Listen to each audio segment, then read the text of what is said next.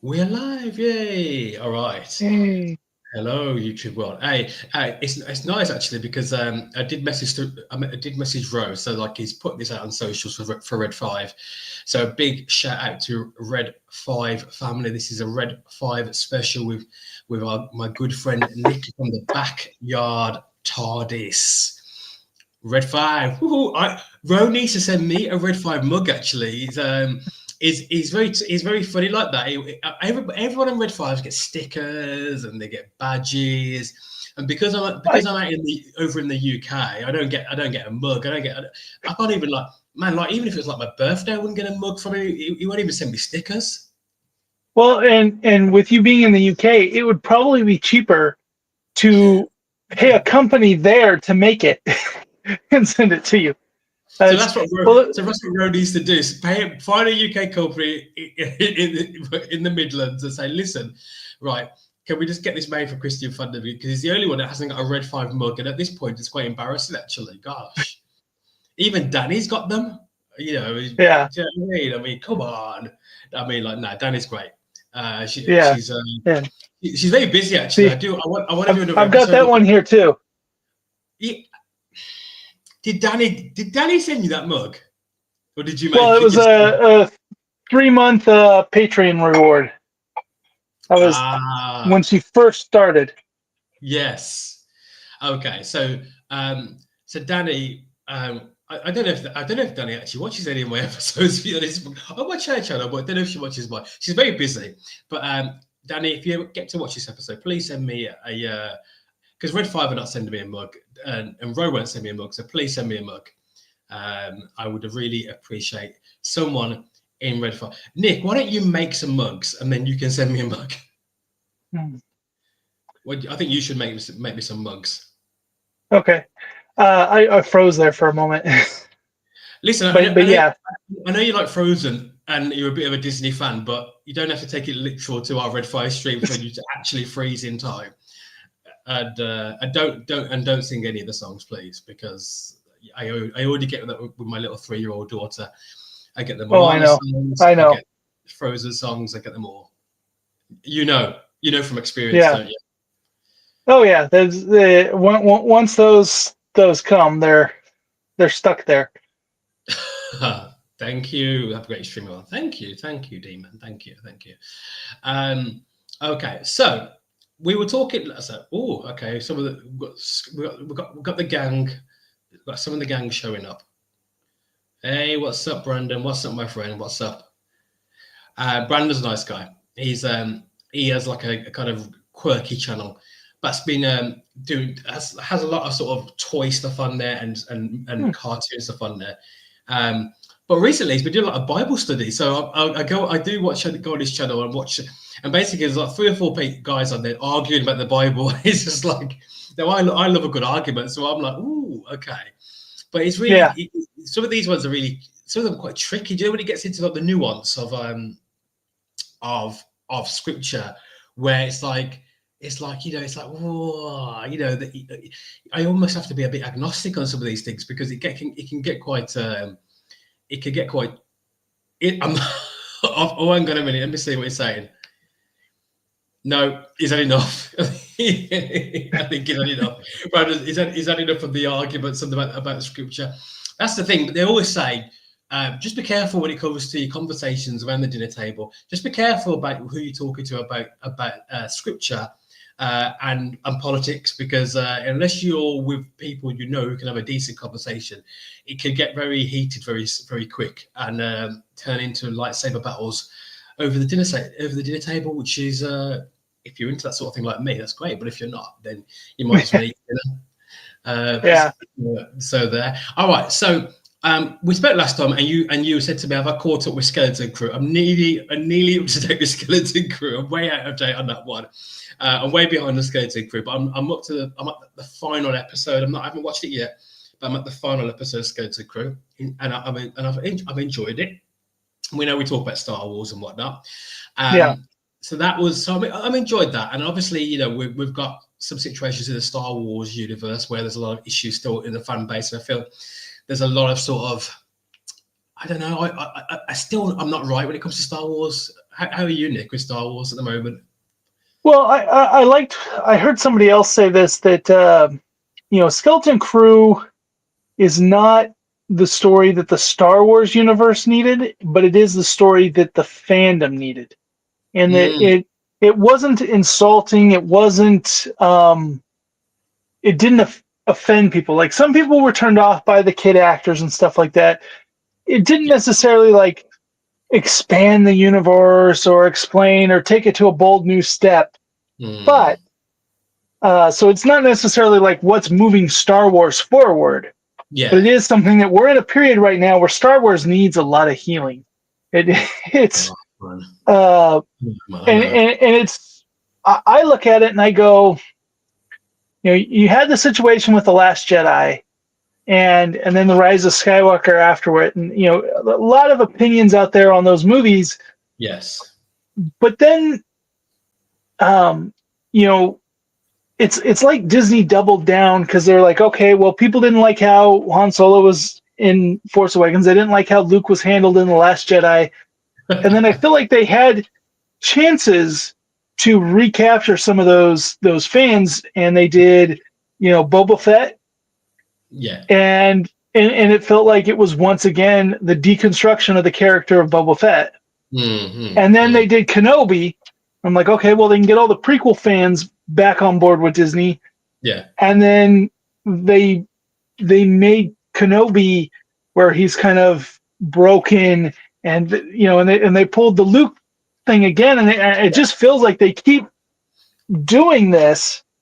And Yes. then with the Acolyte, that's another one where it Oh, felt like it really divided, and they don't need more divisive. They don't need to be more experimental, more like they need to kind of just go back to the core yeah. of what brought the fans in, and kind of have a couple of good movies or good shows in a Mm, row to mm, kind of get that conversation away. But when you keep having a really downside, and that's kind of what I did a podcast kind of talking about, this past year, what I want for next year, and my thing was that I just don't want the low.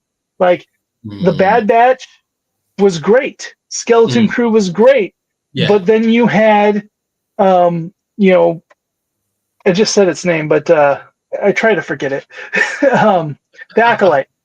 But Yes. you know, Your mind's trying to suppress it. I don't think about it. Don't think about it. but Delete. so it's like, oh, it's getting better, and then it's like one of the worst things in Star Wars ever, and then you know that just kills the brand, that inconsistency.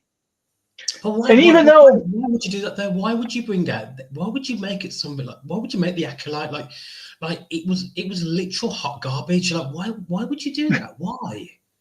Why? yeah, Why would and you do that? there are a few people that like it. There are a few people that like it, but it's just, to People are like me, garbage.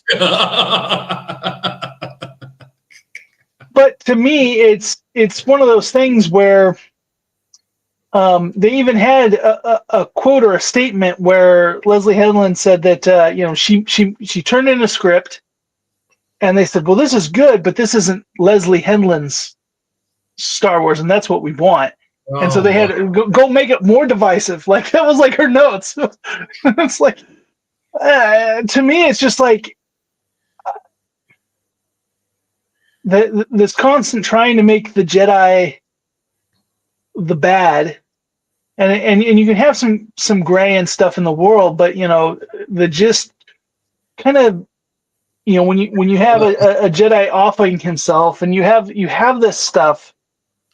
It doesn't make any sense. I mean, like, because if you're in the Star Wars universe, obviously, I understand that there's a modern trend for making stories where you have heroes and villains that are kind of more anti-heroes, and they're kind of more in the grey. So Yeah, the idea of that, I guess, would be that sometimes you can have quite a nuanced story, and it subverts expectations. They go with that subverting expectations type of thing all the time. So it's like, okay, you have anti-heroes, I get that. But the thing is, Star Wars has always had anti-heroes. You've always had bounty hunters that are kind of anti-hero characters anyway. and then even Vader himself essentially was an anti-hero character. I know he was very much of this. He used to do really villainous stuff, but you got to a point where you could start to, even in Empire Strikes Back, you got to a point where you could kind of say, "Oh, hang on a minute, Vader's got a really strong connection with Luke," and yeah, once you find out the big reveal of that, which we found out obviously years ago. Thank goodness that never happened when the internet was around, because we never would have had that. You got that kind of, they've got a connection there. They there's a father-son connection immediately, like being kind of sort of in play, and so you kind of get a feel that Vader is an anti-hero. He's in the sense of, because even though he's a villain, we all love him. We all love Vader. We're all intimidated by him. We're all intimidated by Vader, but we all love Vader. Talking about Vader, I've got my nice. Yes. But see, that's what I think that they don't get, is that, if they want to have a story about the villain, we don't have a problem following the villain, but you can't make the villain the good guy. You can't, and you can't make the good guys the bad guys. One of the things, even in the shows that I like, that I've been most frustrated with, and it was not 100% much different in the EU, so it's not all Disney, but this making the New Republic just worthless. Yeah. And it's basically, it's trying to mirror real life. Anytime a new government takes over that overthrows a bad government, it's like instantly corrupt. That's just how a lot of our world works. A lot of these revolutions, they go through that, and then it's not what they want. New people seize power, and then corruption happens again. Yeah. But the whole movies, it's like, after Return of the Jedi, it's like, ta-da! We've saved the universe, and then you can have new threats come in and stuff, but like, just having everybody in the New Republic be kind of bureaucratic every time, whether it's in Mando or Ahsoka or whatever, they go, it just kind of was like, and then of course the sequel trilogy, it's like, what was the point? What was the point of all those movies if they accomplished nothing? Like, you can have new threats, you can have a new threat come in, but don't make the New Republic seem like the bad guys. Yeah, totally. Okay, so springboarding from that, because I remember going from crossing universes now, from Star Wars to Star Trek. I remember an episode of Deep Space Nine where they did do that, where they had Cisco and essentially Star Trek be the bad guys in that episode against. I'm trying to remember it now. Oh, I know exactly the episode, and he has a wonderful monologue, and because at first he okays something. He tells Garrett, do what you got to do to make this happen. And Garrett's like, no, you don't want to go down that path. He says, trust me, I do. And then he gets real mad because Garrett does stuff that is, he kills, he murders, and he says, I was an accessory to murder. He's doing this whole log, all this stuff. And then there's a powerful, and he says, and the worst thing about it is I can live with it. I can live with it because I have to live with it. And, and it's just this really, and then he deletes it. Like, he's doing this whole log, this whole monologue that starts the episode off, and then it ends the episode. But it's just that point where he broke every one of his moral codes, but he says, but I can live with it. Because otherwise I was going to die. Everybody was going to die.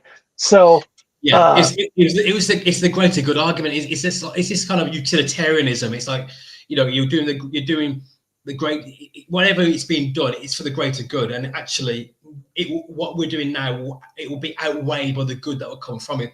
It's a very consequential moral system.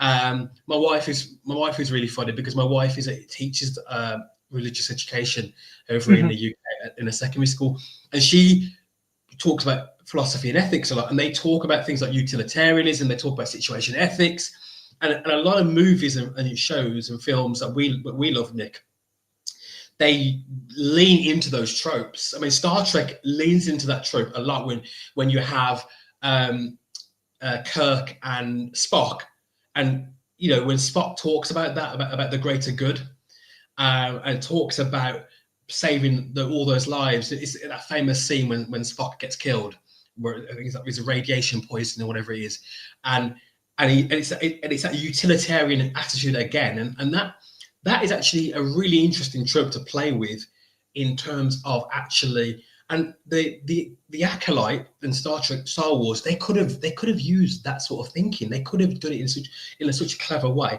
And the other aspect of it, which I think was really disappointing, they were supposed to be exploring the Sith, but we never really got any. We never got any sort of exploration of the Sith at all. Yeah. We've just got like these random people that can from the canon point of view are not supposed to be Sith, but somehow are. We never got any lore.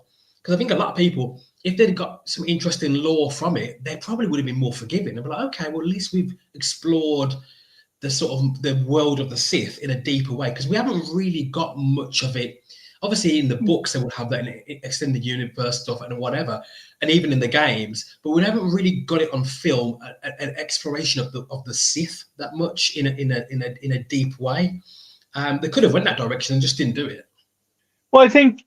The one thing they added to the Sith is that they have multiple ways to recruitment. You know, they sometimes they let you get your body burned up and put you in a robotic suit, and other times they seduce you in with some skinny dipping. They'll be good for a job center anyway, wouldn't they? We're like, oh, you know, join. Don't worry about the army. Join the Sith. There we go. You know, there's lots of ways to get you recruitment on board for that.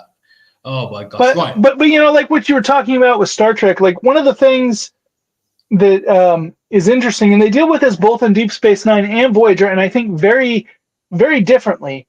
Yes. But all the ideals, and in TNG too, but like the Borg and the Dominion. And also, I would say species 8472. Oh, 8472! What brilliant! They challenge Federation morals in a way that they haven't had before, because like the Dominion is just more powerful than the Federation. They're and so they have that. The Borg is an unstoppable force. Yes. And then 8472, like that's just threatening all life in the and so. We see in Voyager, like Janeway has to make a deal with a Borg against 8472. You have the storyline with the children with Icheb, which kind of mirrors what we had in TNG with Hugh. Do we sacrifice this kid to like destroy the Borg? Oh, so it's different things. So you had that situation where. Cisco did very much cross the line. Janeway dances on it a lot more, but a lot of times the easy solution that would end the episode, would make everything better, she doesn't take. And it's one of the reasons why I think she is such a great captain. Oh, Janeway is amazing. And obviously now we're talking directly, guys, about Voyager. We'll go into more Voyager stuff now, but for you Star Trek fans, but Voyager it just had everything for me as a show. I know everyone will go back TNG because TNG was so great. It was so great. But I always had that romantic escape. You know, when you think about escapism, that sort of romantic escapism, that Voyager, it was Voyager for me. That escapism and that notion of being far from home and that journey back home, I found that a compelling narrative. I found it a very compelling narrative of we're not trying to explore space. We're not trying to go out far. We're already far. We're trying to come back. And it's that rooting for them to get home, and the awkward conversations that Janeway would have with Mark when she finds out about like, oh, what's happened with him, and he's got engaged and all that sort of stuff, and oh no, like, because there's a life back on Earth for everybody else who was related to them, and for ages they didn't even know that anyone on Voyager was alive, and so it was that kind of such great, compelling storytelling. I mean, it's just we want more escapism, we want more stories written like that. That's what we want, right? And the other thing I would say is like with TNG. The characters did relationships, and they did advance over time, Yeah. but they were much more stagnant. Whereas I feel like the crew at the end of Voyager versus the crew at the beginning of Voyager, they're unrecognizable from each other. Yeah. You know, So they bond. I mean, episode 1, you can't imagine B'Elanna and Paris really spending any time together in a room alone. You know, and then they're a great love story by the end. You know, yeah, it amazing. the different things. The episode where Neelix leaves and Tuvok just does the little foot tap, like just that relationship there and how it builds. So I really like that they do. Well, it was going back from Deep Space Nine. It was going back to more of the adventure of the week, and not so much the continuous. There still was much more development of the characters in Voyager. Yeah, because I suppose you got that point. That's a really good point, Nick, about this idea of how you approach storytelling. As in, do different fans within the geek world and Red 5 and all you geek fans who are into sort of science fiction and things like that and science fantasy. Some of us will prefer this sort of, like you just said, adventure of the week, where every episode is pretty much different, and then maybe towards the end you get a bit of a unifying episode that kicks you into season 2 or season 3 or season 4. Yeah. Whereas it is a more trendy thing now to have a kind of more overarching story, and then you have a couple, 2 or 3 episodes that are a bit random, that almost seem like sort of they kind of spin you off in a sideways direction, and then they bring you right back to the sort of central narrative that is the overarching story of that season. So if I give an example, like Star Trek Discovery is a bit of a controversial sort of show. I've avoided it. Yeah, well, season one and season 2 were actually pretty cool. I actually enjoyed season 1 and season 2, and then it kind of seemed to kind of go off on season 3 for me, where it kind of really started to fall apart. But that they did quite well, I think, on season 1 and season 2 with the overarching story that this kind of it's a kind of central narrative going on. It did quite well on that, and I think if you do that quite well, I think it's a really good thing. The story of the week stuff it's great as well, but it's just kind of keeping people sort of captivated with it. Whereas Right. I think it's easier to keep people on board more if you're coming back to that sort of, okay, this is the direction we're going, this is a certain thing that they're looking for, and we're hitting home different aspects of that each time. But every so often we'll have a bit of a sideways episode just to lighten it up and bring a bit of variety, but we're bringing you right back to it afterwards. Yeah, and you know what, I think that kind of hybrid is what I like the best. The Mandalorian, the first 2 seasons kind of had that. You had this quest of figuring out what's going on with Grogu, but he did have an adventure happening every week. Yeah. And I think that worked out well, but I saw a lot of people didn't like it. They've been trained by these streaming shows that it should just be this 6 to 8 hour movie and just cut out. Yeah. And I was like, no, I want, at the end of the week, if you have that, then you're going to have boring episodes. You want there to be an objective of the week.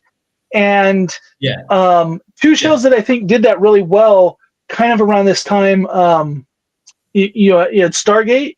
I don't know if you've ever watched that. Yeah, like Stargate. Watch that Stargate. It was very much like a Star Trek episode of the week, but there was always, okay, this is the current bad guy we got to defeat, and then there would be like a season ender where they're going up against them. Looks like they're all going to die, and then the next season opener would defeat them or whatever, and it would seem like it would wrap up, and then the next episode they'd go on a mission or 2, and then they'd stumble upon the new bad guy. Yes. And so I thought that worked. Another one that worked like that was when the Doctor Who reboot came. Yeah. And it was the Bad Wolf arc, and then you had the Pandorica, the Impossible Child. There were all these overall mysteries, like who is River Song, like these mysteries of who are these characters, why, that would get sprinkled hints throughout the episodes. Yes. But each episode was also its own adventure, and I like that. I like that form of storytelling. Voyager had that to an extent because you had an end goal. The end goal was getting back to Earth. Yes. And so there was always that end goal. Anytime they could make any kind of progress, but you still had the adventure of the week. Whereas I think Deep Space Nine, as much as I love it, at first there wasn't an end goal for the first 3-4 seasons. They didn't have the Dominion. There wasn't an end goal. It was just kind of sort of adventure of the week, but also not always really. Somebody got murdered on the station, and it was they were mixing the tropes, weren't they? They were trying there was several different tropes going on at the same time. For me, it didn't work. It didn't for me. I love Star Trek. I will watch almost any Star Trek show unless they give me a strong reason not to watch it. I will watch it, and it's like it just Deep Space Nine didn't captivate me until they brought in the Dominion, and that's when it was like, okay, we're going somewhere now, and that's when I started watching episodes when they brought in the Dominion. Yeah, and so you had that clear, when they brought in Worf to deal with, because first they delayed the Dominion by a year, because the Dominion doesn't really come in. I think it's season 5, but at the end of season 3, they're aware of the Dominion.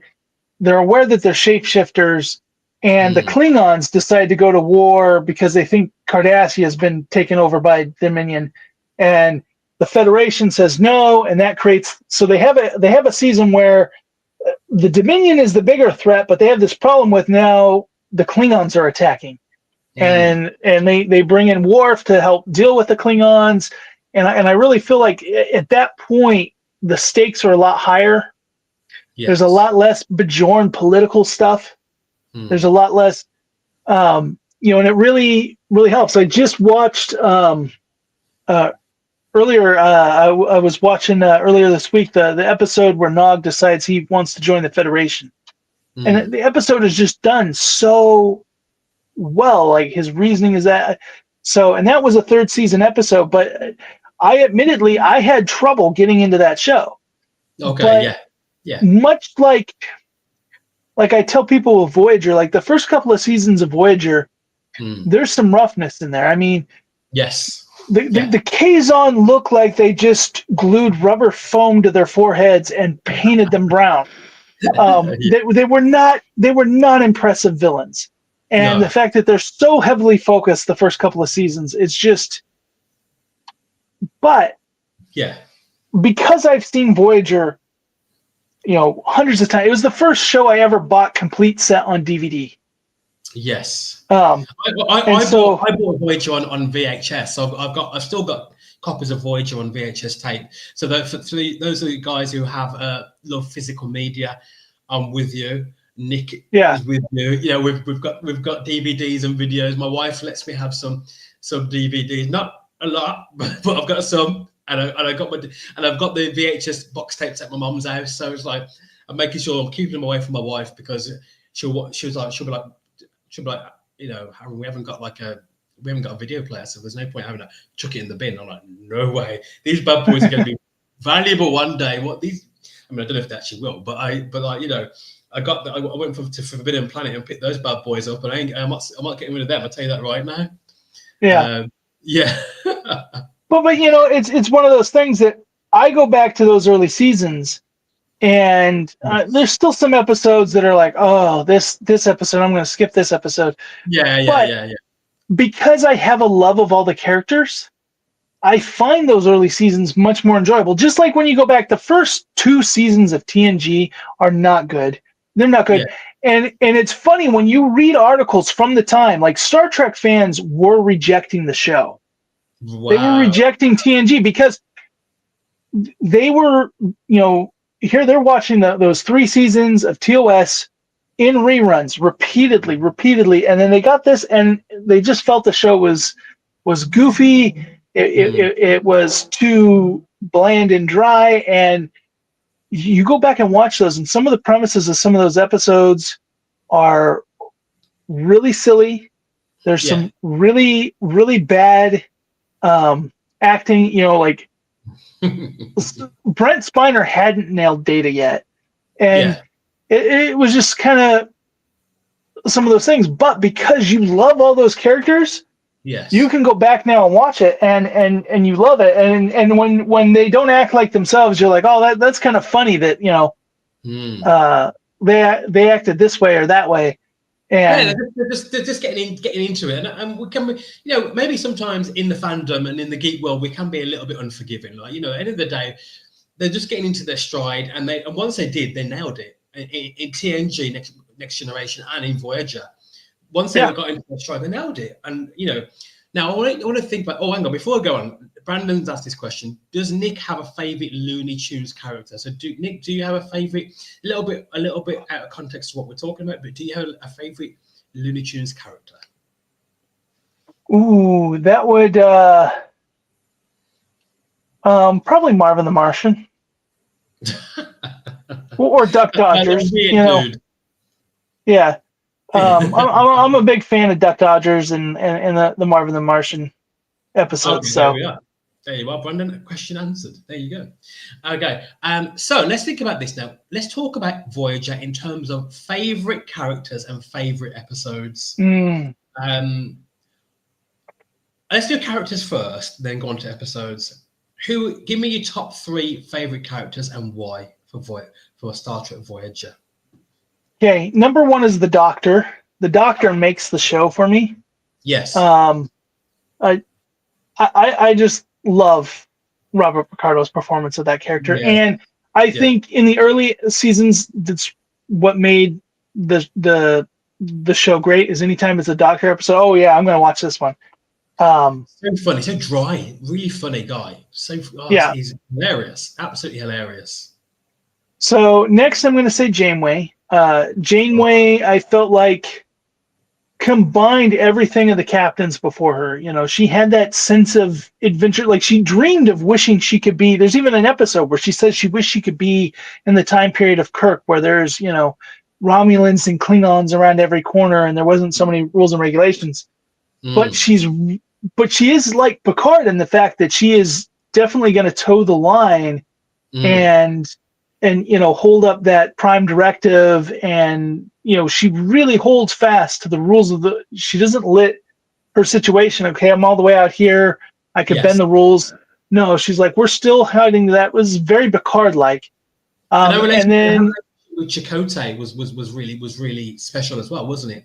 Chakotay as the number 1. I think they balanced each other really well. I do. I mean, I know those episodes where their relationship got tested to the maximum, and they had a lot of friction and a lot of I think there was an episode, I don't know if it's called Scorpion, with one with 7 of 9 in, where they really kind of just like they were not getting along at all, and because they're both headstrong people, but I think he was very good for Janeway, because Janeway was feisty and very passionate and very sort of headstrong, and I that was what I was going to add, like the passion of Cisco. Like, she had that. Like, Cisco would get real emotional. He had the passion. And I mean, you could say that's her feminine side, but like, and she was very, so in my mind, she encapsulated all the captains that came, like she was kind of all rolled into one. Yes. And she was powerful. I think the first episode, her dealing with Harry Kim, and he calls her ma'am. And she's like, don't ever call me ma'am. He says, you call me captain. In a pinch, sir will do. And then he goes, yes, sir. Mr. Kim, it's not crunch time. and he's like, yes, captain. And so I loved her right out of the gate from that. Yes. Now the next character is a bit harder for me. Okay. So because those two are like, no matter, like those are my top 2. Yes. The next one, I have to really battle it out of my head, and I go between a lot of characters, but I'm probably going to go with Tom Paris. Oh, Tom's brilliant. Tom's absolutely amazing. And the reason why is because I feel like Tom Paris. I feel seen when I see Tom Paris because he's they see me. because he is us. He is obsessed with our generation. Yeah. You know, he and not just like, but he's obsessed with like the 20th. You know, he like from the Model A, old black and white cartoons to 90s fashion style. He's just into all of that, and he's into Captain Proton, which is Flash Gordon, and it's just yeah. I look at that stuff, and that's me. I really liked. I did not like B'Elanna at first, but I grew to really like her a lot. Same with Harry Kim, and a lot of that had to do with their relationship with Tom Paris. I felt like he made the characters around him better. I totally agree. Playing off of them. Now, totally agree. 7 of 9 is there too. I am a 7 of 9 fan, and so it would be easy, but I'm going to go Tom. Every heterosexual male was a 7 of 9 fan. And to be fair, she's aged well. Jerry Ryan, she looked after herself. She must be using good skin products, to be fair, because she's definitely moisturizing her skin because she has aged very, very well. And obviously, but I think they did kind of push her out there as this, like, okay, we're going to put someone in there that all the men who like the ladies are going to be like loving this character. And obviously, I do think actually did the rest of the crew of the show, you think of like Kate Mulgrew and all these guys and whatever, did they think, oh gosh, hang on, how's this going to work? Like, is she going to be like? Well, so Kate was extremely rude to Jerry Ryan, and she was mean to her, and she has come out and publicly apologized to her after the fact. She felt very threatened by her, as if like she was being told she couldn't carry the show. And the show wasn't doing the greatest in the ratings at the time. Yeah. But I think there was a lot of, I look at it, I go, I feel like the character of Kes, not the actress, but the character of Kes was bringing the show down. Like any plot point that involved her made the show worse. And she made, unlike Tom, she made other characters worse. She made, like, people who hate on Neelix, I like Neelix. He's not my top 3, but I like Neelix. But anytime they did a jealous boyfriend story about him with her, it was like, and just the whole thing of like, oh, I'm 3 years old, I'm a sexually mature woman, and it was like, that's weird. Like, man, what are you thinking, writers? Like, what do you do? And so everything with her, and then trying to have the captain be mother to her versus mother to 7 of 9, it just works so much better with 7. So I think like that switch, getting the mobile emitter for the Doctor to get him out of sickbay in the holodeck, and then getting the Delta Flyer. I look at those changes as what really, much like the Dominion for DS9, I look at those things that were all implemented within a season. Really is what propelled the show to greatness. And so but like I really like pairings. Like I like Neelix and Tuvok. Like anytime it's Neelix and Tuvok, I love those characters by themselves. Remember the episode when they there was a transport issue? Tuvok. And that is, fans still debate whether Janeway made the right decision, and because again, that going back to what we were talking about earlier about these moral conundrums, when you have is this morally right? And the best sci-fi or science fantasy escapism of any kind, the best of it gives you those moral dilemmas, but it's not a sort of identity politics in the sense of, okay, we're just going to cut and paste what's going on on Earth at the moment and slap it straight into Star Trek, which is what they seem to like doing these days.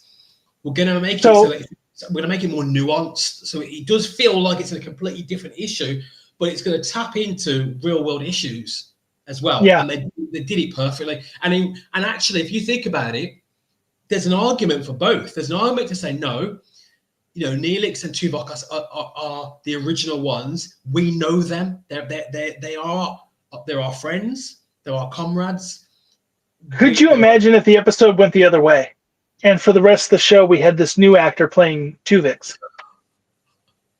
Like that would have been crazy. Now, what I would have loved, because the one thing that Voyager doesn't have that all the other series have had, well, not TNG didn't have it either, but they didn't have a mirror universe episode.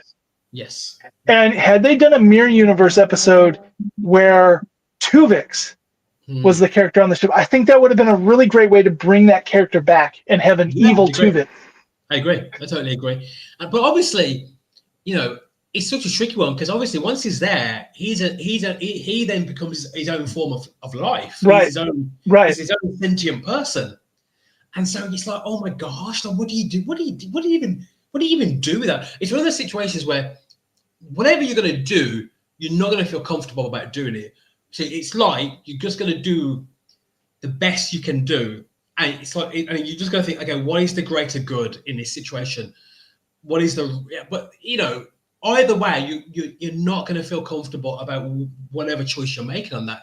And that's about being a strong Star Trek captain or any kind of leader that is a good leader. Is you're making choices that are not going to be easy to make. They're complicated, nuanced choices. And that episode showed it so well. So good. And and it's the classic baby on the railroad tracks. Yes. There's like, oh, you could save this baby, but these other 10 people will die. Yeah. But so would you save the baby, or would you let the train run over the and that's the thing, is like again, I'm talking about my missus there, but my wife literally does that in her RE when they do like open days at her school, because they talk about philosophy and ethics. They literally have a train track there with like little gummy babies or whatever on there, and they literally have that, because the argument is this: okay, you think, okay, do you run over that one person, or do you switch the track and run over 50 people, whatever, or 100 people? And you think, well, no, you got to save the 50 or the 100.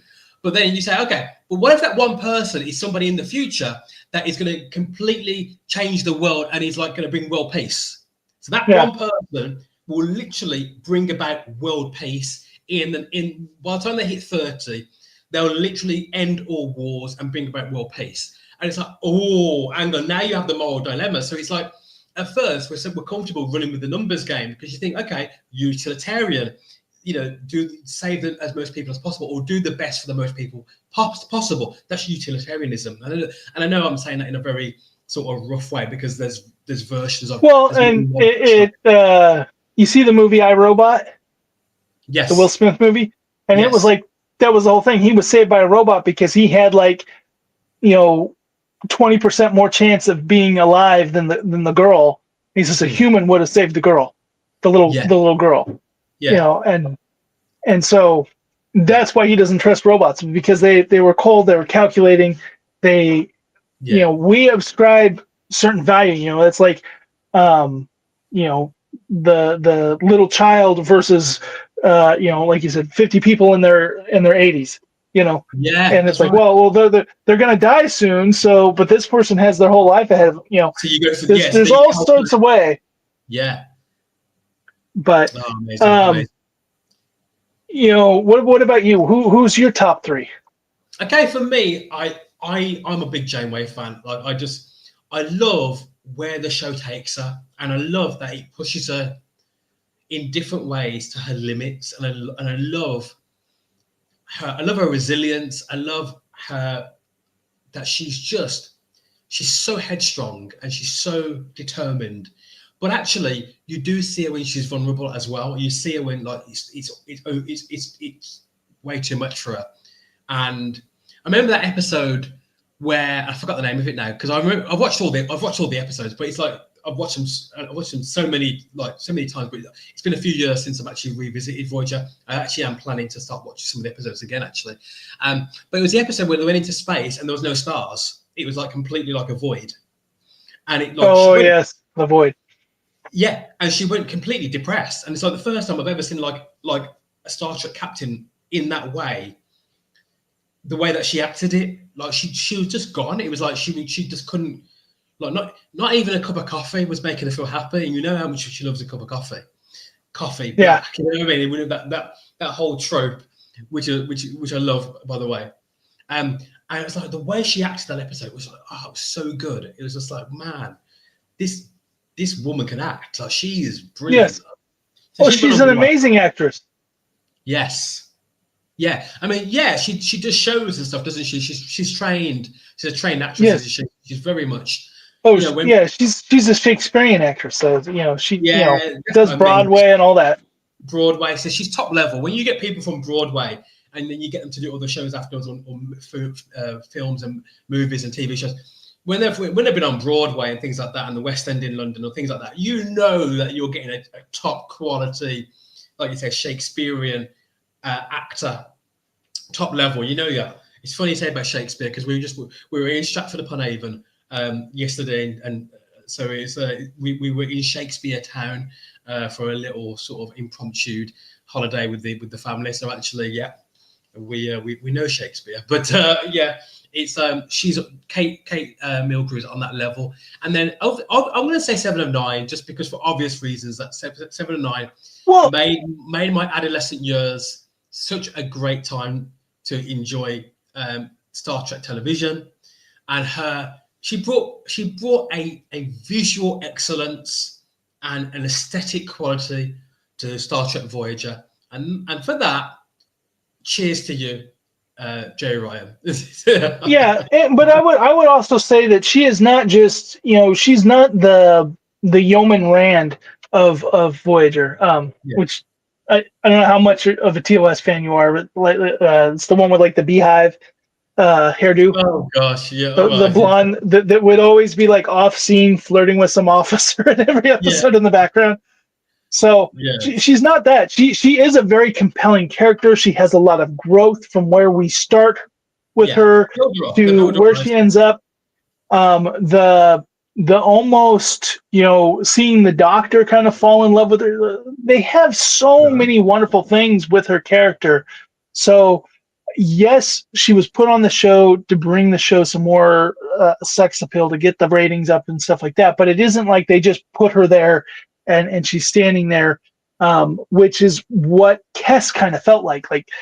Kes was this child that was in the being allowed to be in the room when they're making all the major decisions, and she's like, I don't think you should do that. And I'm like, well, you're 2 years old, get out. It's like why is she getting to, like, there's got to be dozens of other crew members that would be more valuable input than Kes to have in that meeting. Like, why is she here? But 7. I tell you what, though, it was good when they brought her back, wasn't it? And she could come in and exploded the ship. And it was like, what is going on? They did it like wrestling. Do you know, when you're doing wrestling, when you have a babyface character, and it's like, and they're a babyface for years, and then suddenly one day they turn heel, and you just not expect it. It's like, oh my gosh, they just turned heel. But they turned her heel, and it's like, whoa, yeah. This is what you should have done with her like ages ago. Just like turn her heel, like.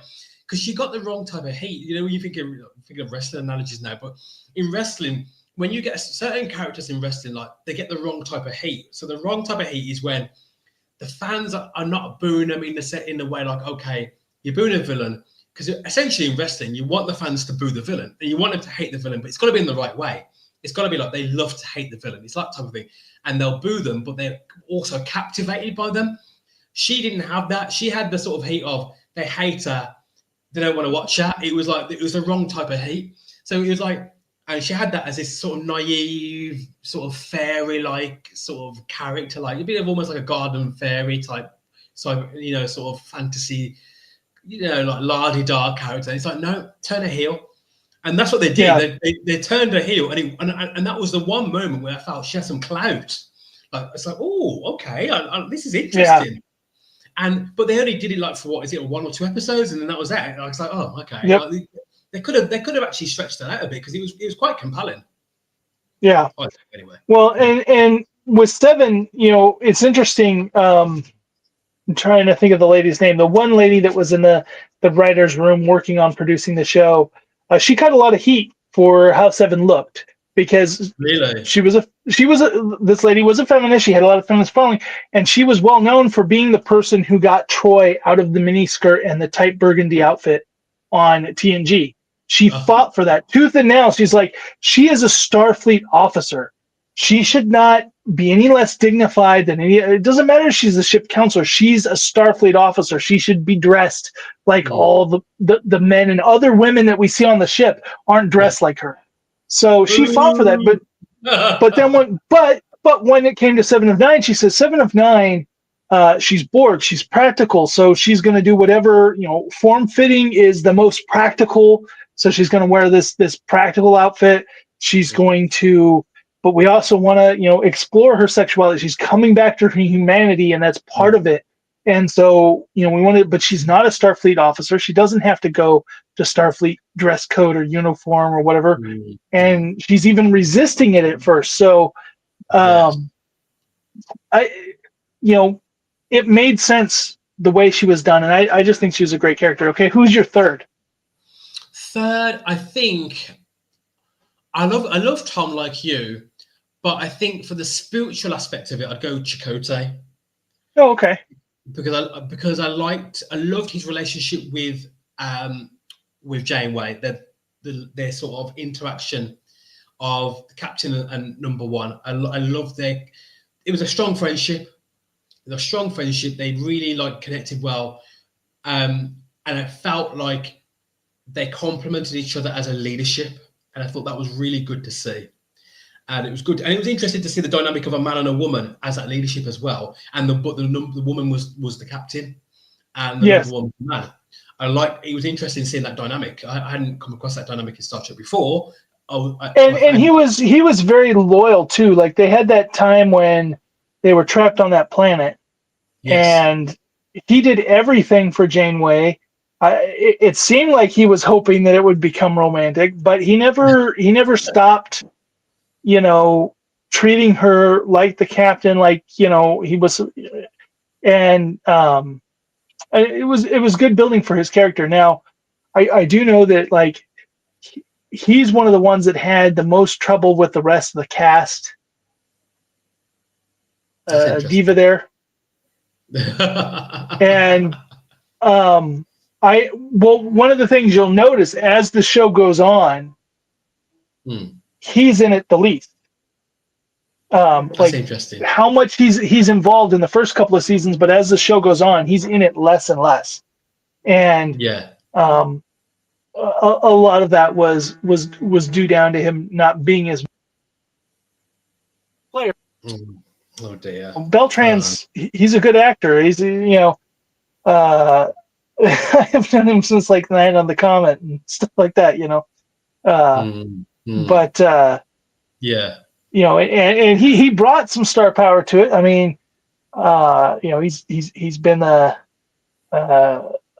he's played so many characters. He played did a movie with Chuck Norris. He's done a lot of things. So talking about Chakotay, one of my favorite episodes of Voyager is the episode where they go to a planet and they all start falling asleep. And it's this alien attack making everyone sleep, and they can't wake themselves up. Mate, oh my gosh, I was so obsessed, Nick, with that episode. I was absolutely obsessed with that episode. And I think the part of the episode that got me was is when obviously you start the episode and I think they're all kind of just waking up or whatever in the episode. And then eventually you find out that they're dreaming. But the only reason you find out they're dreaming is because Chakotay has a vision symbol when he's dreaming, because he does these vision quests when he's asleep. Right. And he sees the moon on the console, and it's like, oh my gosh, he's sleeping. It's when you see the moon on the panel.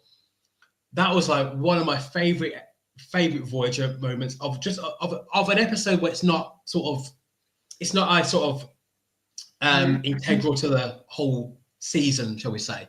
It's a sideways episode, and some people would call it a filler episode, really. But for me, if you want to call it a filler episode, that's okay. But it's probably the best filler episode of Star Trek I've watched. It leaned into the mythology of of his character really heavily with the Vision Quest and the symbolism of things like the moon. And obviously the symbol of the moon is something that is like, okay, you think of when you're sleeping, it's the moon. It all fits into that sort of mythology.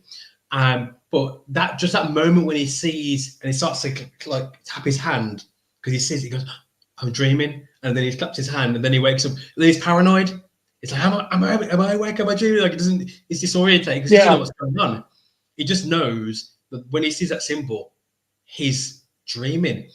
And it was a very novel episode of having a species make you sleep, and that's their form of attack. Such a clever, well-written episode. Brilliant. Yeah. Absolutely loved it. So with that, we've talked about that episode. We talked about the two. What are some other episodes that stand out to you? Okay. There's quite a few. So we spoke about you spoke about earlier about the Captain Proton episodes. Yes. So Bride of Chaotica. Yes. They come up a few times actually. It's not just one episode. Right. It's kind of weaved in over the season, isn't it? Is that, if I'm remembering that correctly? So yeah, they do have a number of episodes that have a bumper like at the beginning or at an end where Tom and Harry are going there, or he's taking somebody else there. There's one time when they're leaving and they're all dressed up in that outfit and they're talking about the Delaney twins, but that episode, The Bride of Chaotica, you've got Janeway in that, amazing. You've got Tom and Harry, of course, and then the Doctor coming in as the agent and the invasion. But they give so much time to that, allow it to breathe in the black and white. Yes, and just it felt like a flash. I really hope that he's pitched to Paramount. He's trying to get like a Captain Proton miniseries, and I would love it if they would just do that. Has to be done. To be done. I would love it if they did. I don't know how you do it with Voyager now, but I would love it even if it was animation. To be honest, I would love some more Voyager. Did you watch Prodigy at all? I haven't. No, I haven't. But Janeway is in that, as is Chakotay. Because Chakotay ended up being in the second season. Oh wow. But that is very Voyager focused, and they are talking about doing a Janeway series like they did a Picard series. So, but you know what though, Paramount, it's exciting. But then you look at the first two seasons of Picard, and then you look at Terry Matalas with that third season. He set it up for a new show. And then Paramount told him, no, we have too many things. We've got Discovery and we got Section 31 in the works, and we have too much. And I'm like, and they lost him. He's gone off. He's working with so he's not available now to do that show. And because I believe he's working on Marvel, but I believe he's doing one of the Marvel TV shows. So, but you look at what Section 31 was, and it is just clear that Paramount, much like Lucasfilm, doesn't understand the franchise, doesn't understand the fans and what they're going to want, because they thought Section 31 was going to be a huge hit. And I've not watched it, but no, I've seen people who love Discovery, who love they love all this stuff. Yeah. And they're like, that is the worst thing I've ever seen. I have yet to see a Section 31 shill. Like even the Acolyte has shills, but I don't see anyone who loves Section 31. And so it's like it's the only time that the Acolyte fans can actually be snobby and turn their nose up at something and say, oh gosh, even we wouldn't go anywhere near that. And I love Michelle Yeoh. Like some of the actors that are in it, I'm like, this is such a bummer because you've wasted that great actor in this universe. Totally true. I mean, because like Brave New Worlds, I'm not up to date on that because I don't have Paramount. So basically, like I didn't have Paramount for ages, and then I've borrowed I've got a friend's login now, so I can actually catch up on that. Strange New Worlds is really good. From what I've seen, I actually really like. Well, once they finally admitted that it wasn't part of the Prime timeline, that it was its own timeline, then it got, because it kept contradicting TOS. And that was frustrating fans. Like, it would be good, but it also contradicts, or like these aliens don't act like they're supposed to, or so. And it's like, okay, no, this is a different dimension. This is not the same timeline. And so that makes it something you can enjoy. Yeah, I think I'm on season 2, if I'm correct. Yeah, I think I'm on season 2. But then, you know, and the same thing. Like, that's my problem with Lower Decks. Yeah. Lower Decks is funny. It's but to me, watching Lower Decks is watching Family Guy Star Wars. You know, it's making fun of it, and it's great at that. But the moment they start trying to say, no, this is canon, and reference events from Lower Decks in other shows, I'm like, you're losing me. You're losing me really bad, because this is a comedy skit making fun of the franchise. You can't make it canon. No. And so that's that. I remember I asked you before. Have you seen Picard season 3? Oh, see, so yeah, I watched all of Picard. Okay. I mean, no, let me tell a lie. I think I got to season 2 and I thought, oh, it's too much. So I didn't watch season 2. It was about half of season 2, and I thought, it's hot garbage. It's awful. I can't. I'm not doing it. I'm not spending time watching the end of season 2. I ain't doing it. So I was like, forget that. And then I went, and then I started season 3, and I thought, oh gosh, like, this is good. But this is what they should have done. This is what they should have been like from the first season. Like, it's really good, and and season 3 was a wild ride. It was really good. It was refreshing. It just had everything that Picard should have had from the beginning. And I thought, and my only thing was like, it's like, what a shame. If that was season 1, man, we would have had like, it would have been such a great show if season 3 was season 1, and then they kind of went from there, but it had the same sort of vibe. And like, the things that were still kind of weird in it were because they still had to act like season 1 and 2 were canon. Yeah. So, you know, when they make a point like, no, we're talking about the real Borg, not those Jaborgi Borg out there, or they make a comment about, like, is he really Picard? Isn't he a synthetic? You know, stuff like that. It's like, it just sounds like a weird line if you haven't watched the other 2 seasons. Yeah, that's right.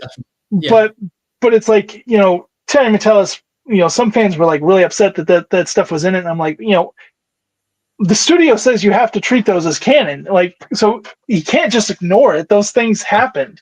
Yeah, but he does a real way of, like, just slightly putting it in there and not making it weird, and making the season good. And so I would love to see something like that done with Voyager. You know, I would like to see. I mean, in the last episode, we get, you know, Tom and B'Elanna's daughter. I would love to see her, like, do a new show and make her one of the crew members. Yeah, of course. Yeah. You know, there's a legacy thing where you get the sort of continuity of it, of the children of the cast, and even some of the OG cast as well. Totally doing it. Absolutely brilliant. And Nick, we're running out of time here, so what we're going to do? Yes. I said to you, I thought this episode, because we've got so much to talk about with Star Trek, especially Voyager, I thought we'd probably have to do a part 2, and I was right. So we have got loads more content in terms of talking about other episodes for all you fans who are of Star Trek, and who are big Red 5 fans as well, and enjoy listening to Red 5 podcasters, even ones with the mug, as Nick has, and those who have not yet been given a mug. I've got lots of mugs, I just haven't got a Red 5 one. Awkward. Anyway, so row, sort it out, mate. Row your boat down. Yeah, and Ro keeps coming on and saying, you know, I got to find some Star Trek fans to talk Star Trek with. And I'm like, I'm right here in the chat room. It's like, it's like, we just talk Star Wars to you because that's all, you ever talk about. But I'm not limited just to as much as I bang on about Star Wars. I'm not limited to Star Wars. I watch loads of things.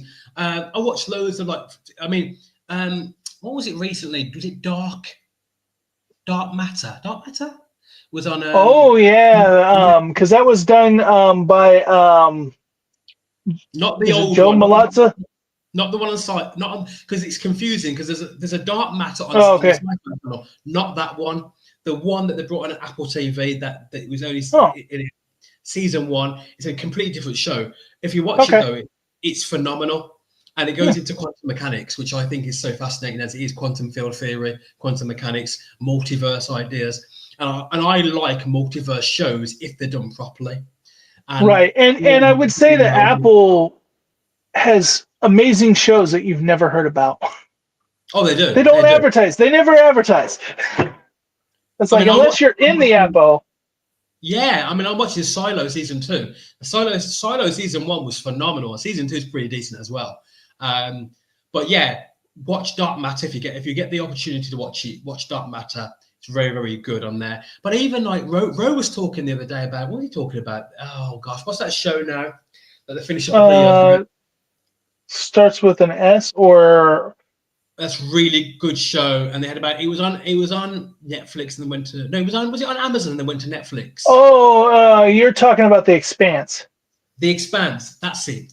I hear nothing but good things, but I'm told that the first season is a really slow burn, and I'm always like, my thing is I watch a lot of this stuff, and the reason why I go back to stuff like Voyager, like Doctor Who, like Stargate, all this stuff, is because I watch it late at night after my family goes to bed. And so I'm tired. And so sometimes when it's a new show that's real cerebral, it's hard for me to focus on that. But something that I've seen, 5-6 times before, I can put it on, and it's easier for my brain to wind down at the end of the day. But I will say this: if you get the opportunity to The Expanse, watch it, because but the season 1 is hard work. Like, I was struggling with season 1. I thought, oh gosh. Yeah. It's not, because season 1 is like a cop a kind of cop show essentially for season 1. It's really a police detective show, and then from season 2 it switches to more of a science fantasy, but it does have a lot of realism as well. So it's science fiction and science fantasy kind of together, because in some aspects the physics of it are really realistic, but then in some aspects of it the storylines do go into the sort of fantasy area as well. But the Expanse is a phenomenal show.